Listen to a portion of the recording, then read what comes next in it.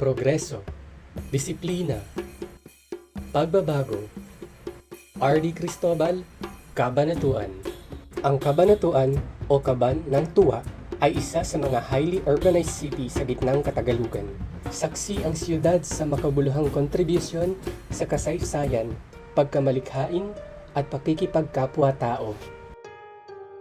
Una sa ating featured landmark ang St. Nicholas of Tolentine na matatagpuan sa kahabaan ng Burgos Avenue.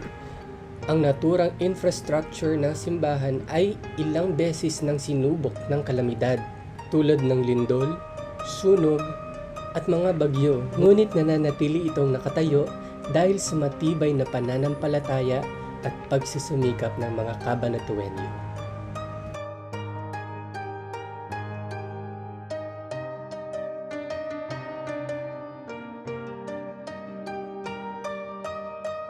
Ang Sundial of the Great Rescue at Stone Wall of Heroes ay matatagpuan sa American Memorial Park sa Barangay Pangatian.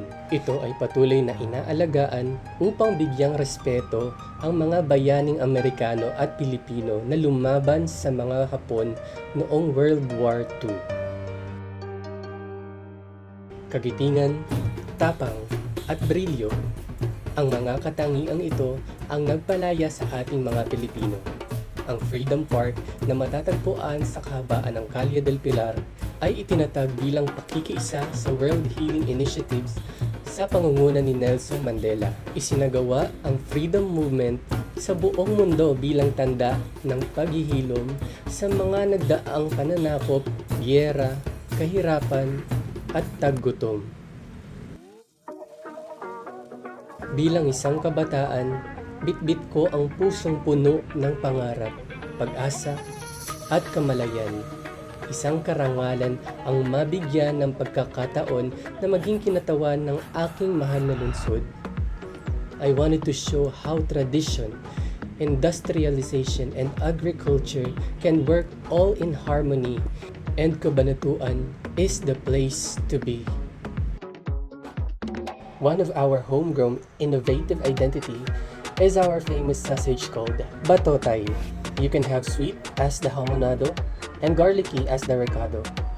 Pili na kayo ng gusto nyo. O kaya, ako na lang ang piliin nyo. Joke lang po.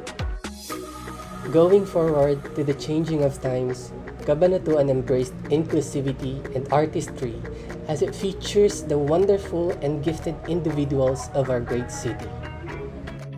Kaya samahan nyo ako sa bayan ng progreso, pagbabago at disiplina, bayan ng Kabanatuan.